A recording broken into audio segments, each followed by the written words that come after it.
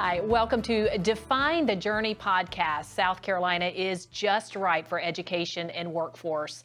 Get ready for a conversation with two of the most innovative, smart, creative women in South Carolina working in the sector of information technology. And you know, three of the things I love the most will be talked about here over the next 20 minutes, and that is the creation of jobs, innovation, and people's stories and how they got to where they are. And a couple of our guests, let me introduce Chrissy Watry. Chrissy is joining us from the Charleston area. Chrissy will talk to you in just a minute, the co-founder of a company called Dyneptic, I apologize, but it's dynamic as well. But also, Krista really is a rocket scientist, so not every day that I get to talk to one of those. We'll get to you in just a second, Chrissy. But also, Kim is the Director of Technology and Cybersecurity Initiatives with the South Carolina Tech and South Carolina Competitiveness Council as well. Thank you both for joining us. I so enjoyed the next few minutes talking to you guys again about the available jobs and your career paths. Krista, let's start with you. I heard just the best interview with you recently about you growing up, I believe it was in Oregon, humble beginnings, but are now leading one of the most dynamic companies I've ever heard about. Tell me about your story for those who haven't heard it. Yeah, well, thank you first for letting me be here. It's really a pleasure. My story, I grew up on 9 acres just outside of Portland, Oregon, Oregon City, and always aspired to go to MIT. I didn't quite have the financial means to do so, but graduated valedictorian and got a spot at the Air Force Academy. And from there, I actually graduated top of my mechanical engineering class at the Air Force Academy, got a Draper Fellowship as a second lieutenant to go to MIT. So I got my master's in mechanical engineering from MIT, and then went on, to as a lieutenant in the Air Force. I was the chief engineer for our ultra secure satellites that we have in space. And so that was super fun in the Air Force. I got out and then started innovating on this planet and building Dyneptic. And Dyneptic, just take a second and tell us about the work that you're doing there, especially, and it's so worthy and awesome because you're protecting kids and families online and really allowing them to be in the tech space to learn and grow like you did. Yeah, so when we started and I wanted to look at, innovation on this planet, I saw the entire world coming online. So you have all these things getting smart, but how are these things all going to come together? How are they going to speak the same language so that when you walk through this world and navigate through that world, you can have like a single profile, you can communicate with all these different secure systems, software-based systems, and then how do they actually protect your data? So the first use case we took on was the kids and family space. And so we really innovated around that. And now the Air Force, the military saw what we're doing. And that security that was so critical to protecting kids' data is actually exactly what's needed for military systems as well. So it's actually the NIST Zero Trust framework. We basically invented it back in 2014, and it's now the standard and what is really driving forward in the defense sector. So our biggest customer to date is the US military. So going back to your story as a young woman interested in technology and in electronics and not having access to in your story, like I said, the early interview that I heard, your family, the means just were not there to be able to go to college or to MIT specifically. So you decided, was it the military? Yeah, so I saw this video. They came to my school and they put this video on and they talked about how they were the best and people are jumping out of airplanes and yet they still had this amazing engineering program. And I was like, that's where I'm going, right? And so I knew, right then and there, that's exactly what I wanted to do. And that really kind of helped, set me on a path. Now, it really is hard to get in. So there was a number of steps that I had to do before I even got to that point. But my schooling and everything I did early on got me where I was well positioned for that, to be selected to go to the Air Force Academy and be on this rocket ship. And you ended up going to MIT anyway. So you more than completed the journey, just in a different kind of way. A lot of young people, I suspect, that will be listening, and their families may also be facing similar financial ceilings to not be able to pay for school. Just talk to me about how you tapped into knowing what it is you loved to do and follow that passion into continuing on with that, and not letting anything stop you from pursuing what you knew you wanted to do. May not have known the career title or the job title you wanted, but you pursued that path. So at a very young age, I think I was watching some public television or something, and I saw they were building robots, and I was like, oh, that's so cool. And my dad owned an auto body shop, so like I was always fixing things or tagging along with him when he was fixing things. And my mom was a teacher, right? So she had us all into arts and crafts and a ton of stuff there. And so I was like, oh, I want to build robots, right? And so my dad's like, oh, well, that's mechanical engineering. They're kind of the best, and that's at MIT. And so I was like, well, if that's the best and that looks fun, and that's what I want to be. So that's kind of how I knew to get there. And then it was just some lucky occurrences along the way that I actually got injured and couldn't take my PE class one semester in high school. And the technology teacher, Mr. Dunn, was like, hey, why don't you just come and you can work with me, and we fix all the computers and all the schools. We're like laying the internet fiber into all the school system. And so he taught me how to configure the Cisco routers, and I started managing the high school's webpage. And then I got hired at the local city internet company where we used to have local ISP providers. So I started doing those different things, and oh yeah, this tech thing, this is where I'm really excited. Oh, thank goodness for Mr. John or Mr. Don and that fateful day. Kim, did you have a fateful day as well, where you just knew that IT, electronics, security, cybersecurity, computers, that was what you were going to do? That was your jam? No. You didn't? No. I did eventually, but not as early on as Krissa. So my dad was always into technology too, so Krissa, we have that in common. But when I was very young, my dad brought home a Radio Shack computer, DOS-based. I had to type in the commands, but he brought home a game with it called Where in the World is Carmen Sandiego, and I really wanted to play that game. Where in the world is Carmen? Yeah, I remember exactly. that. And so I learned how to operate that computer in order to play the game, but it didn't click at that point.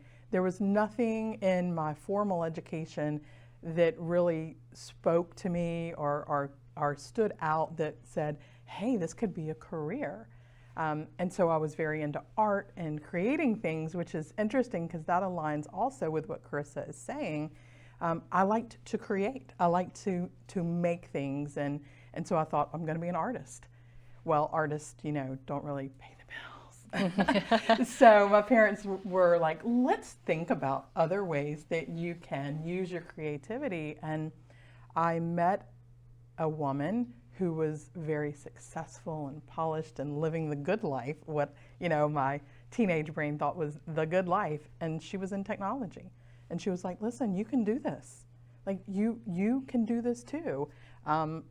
You just have to be able to envision and create and produce, and it's just a different platform in which you're doing it on. So that was my aha moment. It was actually after I'd graduated high school. So it was a little bit different pathway, but I think that points to why it's so important for us to start telling our kids so young that there's a lot of different paths that get you to a career in technology. You don't have to be the valedictorian, although that is wonderful if you are. Mm-hmm. That you can be, a kid that's in the art room cutting up paper and gluing things together. And if you have that initiative and that capacity to create and follow through, that technology really can be a career for you. Mm. Krissa, a question I've been asking our guests here on the podcast is that the $1 million question, that if you could go back or if you could have a conversation with your 18-year-old self, what would you tell her about your journey, your eventual journey, to help guide? So if I could go back and just to take it as it comes, right? It's just one small step at a time that gets you to, where you're trying to go, but also like always follow your passion. I think that's like the key component to success, is feeling like happy in the things that you're doing. So yeah, I think that's as simple as that. You say it's simple, but you've done more than simple.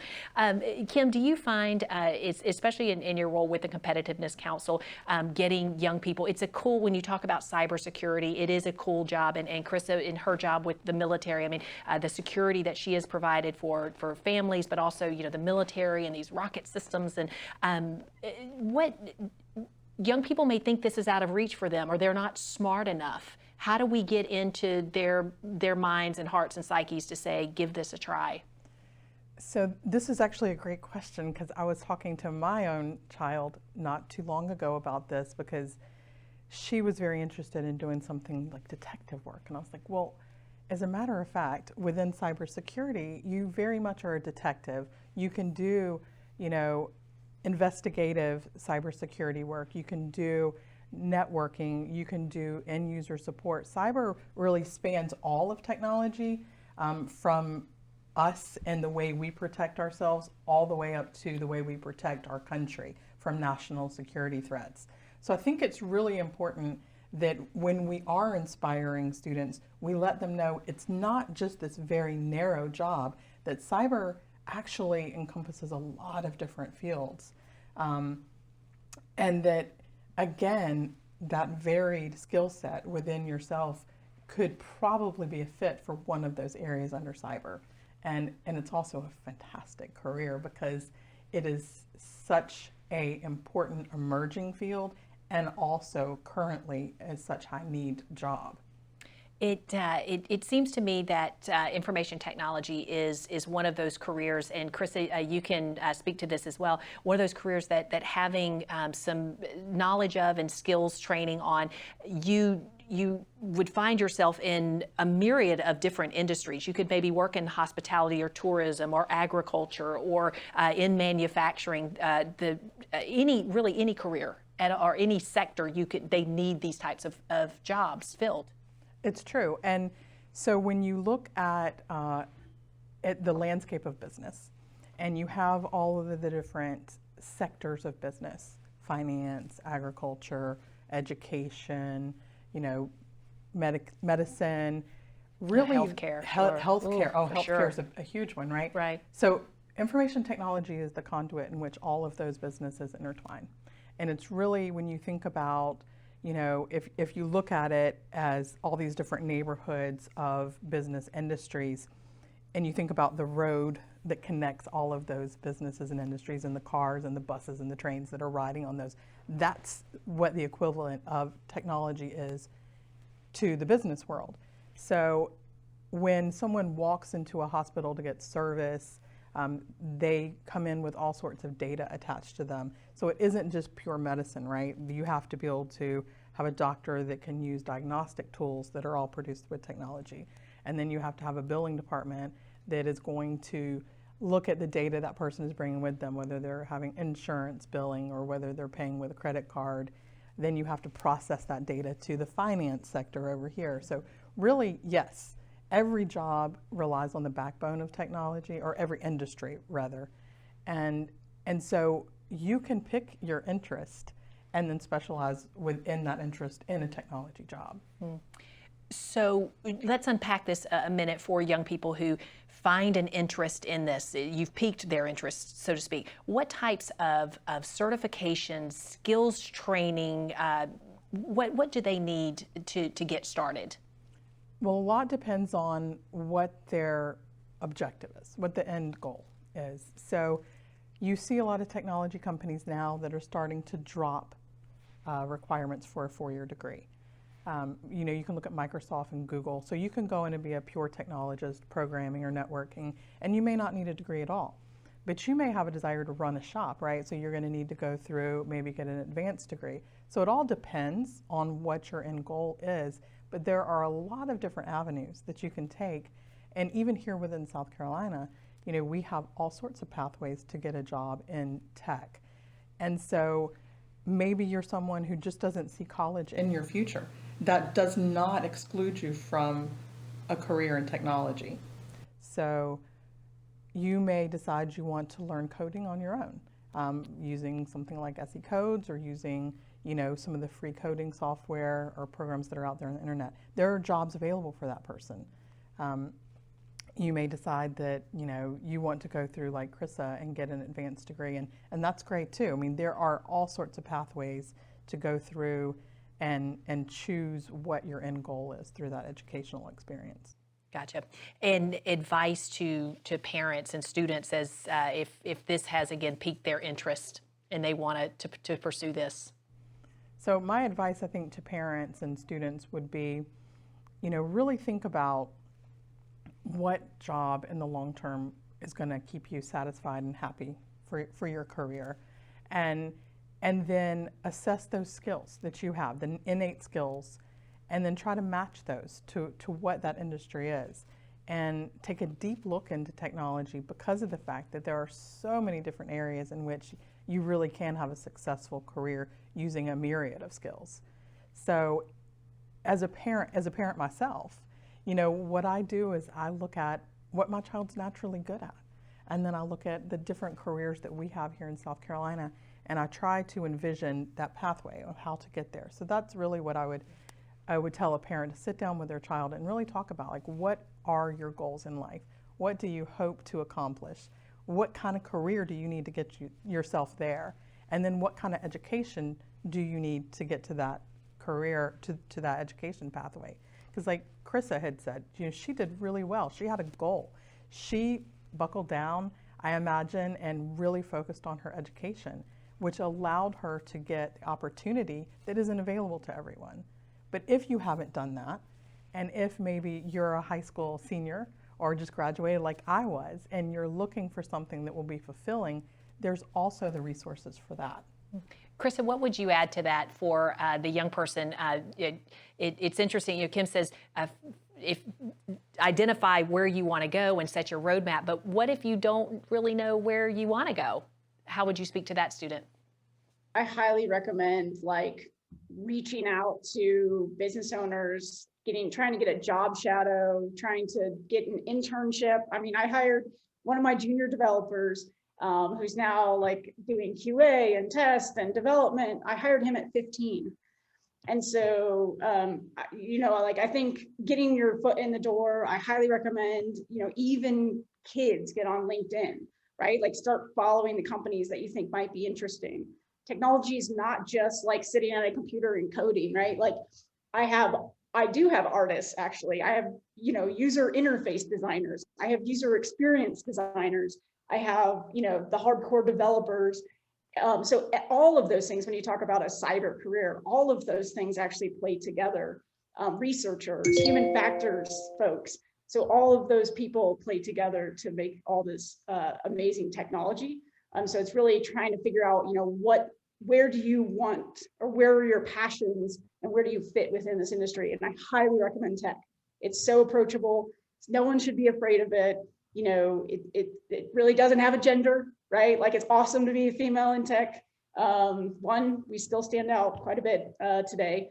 But really for everybody, it's such an amazing career. There's such great paying jobs. I mean, most of my folks make over 6 figures, right, on my staff. So, I mean, it's a phenomenal career path. I just highly recommend it. I'm so glad that you brought that up, that, as a business owner, hiring talent, young talent, what are some of the things that you're looking for when you hire? So my biggest thing is really looking at who the person is. And we have once they get to me, they've kind of passed the tech check that they're the right fit for the specific position. Once they get to me, I'm doing a culture and fit check.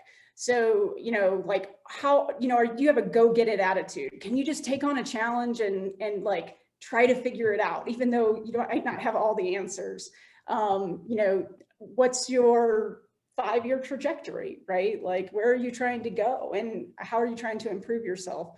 But from the technology side, right, what we're looking for is usually the specific skills that are going to fit that role. But there's a lot of softer, I like to look at what's their portfolio? What are they building on the side? What gets them excited? would they get excited by coming on our staff and solving hard problems? Our team, we say we invent the future. So when you got to have a certain mindset to invent the future, because there's no one knows how to do it, right? So there's no right answer. So really, I guess, education, sure, sometimes that matters. Right now, that matters a lot less. I will look if you have a degree, but I won't discount a resume if you don't have a degree. If you don't have a degree, right, I'm going to look much more at your portfolio. What have you done? Have you, really kind of owned your roles at the companies you've worked for?